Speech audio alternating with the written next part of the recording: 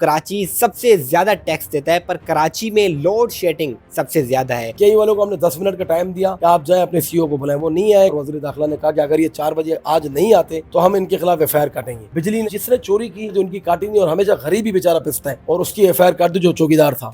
अस्सलाम वालेकुम, उर्दू पॉइंट के साथ मैं हूँ आपका मेज़बान फैज़ान सेठार। नाजरीन, कराची की अगर बात की जाए तो कराची सबसे ज़्यादा टैक्स देता है, पर कराची में लोड शेडिंग सबसे ज़्यादा है। इसी हवाले से सज्जाद सुमरो साहब हैं जो कि पीटीआई के एमपी हैं कराची के, उन्होंने कलेक्टर के ख़िलाफ़ एक करारदाद पेश की थी कि कलेक्टर का लाइसेंस मनसूख किया जाए। इसी हवाले से आज हम बात करेंगे कि क्या बात हुई है। सर अस्सलाम वालेकुम। जी वालेकुम सलाम, कैसे आप? ठीक है, बहुत शुक्रिया आपका, मैं बिल्कुल ठीक ठाक। अच्छा बताइएगा कि आपने करारदाद पेश की थी, वो मंजूर भी हो गई, इसी हवाले से क्या आगे का लाए मले और कलेक्टर ने क्या कहा है? जी बिल्कुल अल्हम्दुलिल्लाह, मैंने ये करारदाद जमा कराई थी पाकिस्तान तहरीक इंसाफ की तवस्सुत से, और अल्लाह ने काफ़ी इज़्ज़त दी। इसके बाद जो है वो आपने देखा होगा, करारदाद पास हुई, फिर एक कमेटी बनी। उस कमेटी के अंदर मैं भी था, क्योंकि मैं मूवर था इस करारदाद का। हम लोगों ने लेस्को रेस्को वाले से जो बात थी वो हमने की। इंटीरियर सिंध के वो बिलोंग करते हैं, वहाँ बिजली फ्राहम करते हैं। लेकिन कई वालों को हमने 10 मिनट का टाइम दिया कि आप जाएँ अपने सीईओ को बुलाएं, वो नहीं आए। कल जो है पॉइंट ऑफ ऑर्डर पे भी हमने बात की, और फिर वहाँ पर वज़ीर दाखिला ने कहा कि अगर ये 4 बजे आज नहीं आते तो हम इनके खिलाफ एफआईआर काटेंगे। फिर वो यहाँ पहुँचे कल।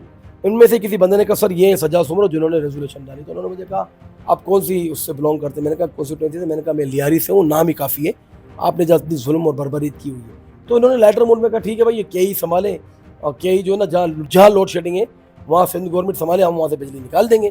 तो फिर ये ऐसी मजाक में बात हुई और वो मीडिया वालों ने चला दी। मीटिंग जब शुरू हुई तो सबसे पहले मैंने जो है ना अपनी करारदाद पढ़ी। करारदाद पढ़ने के बाद जो है मैंने इनको फिर जो मामला थे उनको आईना दिखाया, और लियारी में एक बच्चे की इन्होंने असगर बलोच की एफआईआर झूठी काटी दी। 3 महीने वो जेल में बंद रहा बेचारा, पर हार्ट अटैक हुआ उसको। जिसने चोरी की तो इनको तो शर्म नहीं आती, उनकी काटी नहीं, और हमेशा गरीब ही बेचारा पिसता है, और उसकी एफआईआर काट दी जो चौकीदार था। कराची सबसे ज़्यादा टैक्स भी देता है, फिर भी लोड शेडिंग, यहाँ मसाइल सेवरेज के सब चीज़ें बुनियादी मसाइल हल नहीं हो पाते, तो इसका रीज़न क्या है? और दूसरी ये बात बताइएगा कि वफाक में एक ऐलान किया गया था कि वफाक को कुछ जो बिजली के रेट हैं कम किए जाएंगे, तो वो इम्प्लीमेंट कराची या सिंध के ऊपर क्यों नहीं किए जा रहे? वजह क्या है इसकी? वो वजह ये है कि यहाँ पर सिंध गवर्नमेंट जो है ना माजरत के साथ वो अपने मफाद के लिए बैठी हुई है, वो कराची के लिए बिल्कुल भी नहीं बैठी हुई। पूरे मुल्क को कराची पालता है। उन्होंने रिटर्न में कराची को क्या दिया है? कराची को भूख दी है, मुफलिसी दी है, कराची में लोड शेडिंग दी है, कराची में कत्ल गारत दी है, गरीबों के मोबाइल यहाँ छीनते हैं, लूटमारी यहाँ होती है, यहाँ पर बिजली नहीं है, यहाँ पर गैस नहीं है। आप लाहौर को तो देखें ना, हमारे पास मोटरवेज है, एक मोटरवेज एक दिया हमें, और अल्लाह माफ़ कर उसकी आप शक्ल देखें उस मोटरवे की। फिर उसके बाद मोटरवे हमें यहाँ से 600-500 किलोमीटर पे जो ना गाड़ी में जाना पड़ता है, ज़िंदगी और मौत को पुलिस सराज से गुजर के, फिर जाके हमें मोटरवे नसीब होता है, वो भी सक्कर से मुल्तान के लिए। एक साल अगर ईमानदारी से अगर सिंध गवर्नमेंट की अपना बजट लगाती तो ये कराची, लाहौर और इस्लामाबाद से बहुत आगे होता, जन्नत बन जाता।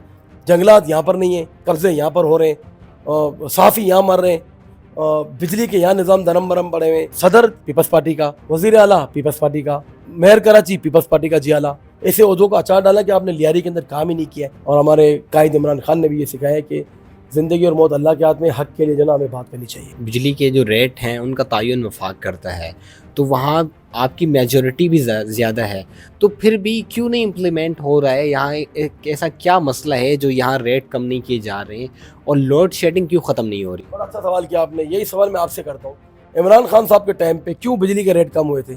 क्यों इमरान खान साहब 17 रुपये समथिंग छोड़ के गए थे। पीडीएम ने कितने पे छोड़ा था आपके? 37 रुपये पे। और उसके बाद अभी कितना चल रहा है? 70 के करीब पहुँच गया है। तो ये भी इमरान खान ने किया है, पॉसिबल नहीं है। लेकिन आपने कहा ना कि वफाक में हमारी सीटें, भाई तो हमारी सीटें तो वापस करें।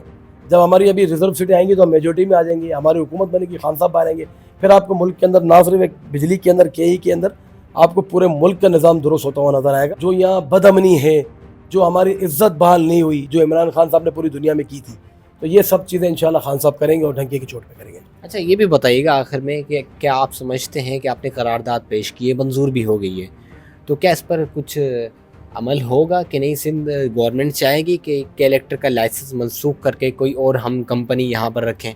अल्लाह का शुक्र है कि ये तो इनकी मजबूरी थी कि ये करारदाद पास हो गई है पीपल्स पार्टी की और एमक्यूएम की। वरना आपको लगता है कभी करारदादें पास होंगी? भैया आप तो इतने बड़े बड़े बबंग बब्बान जो है ना वो आप दावे करते हैं के ई के खिलाफ, और ऐवान के अंदर आपने बिल पास नहीं किया। अल्लाह ने मुझे इज्जत दी।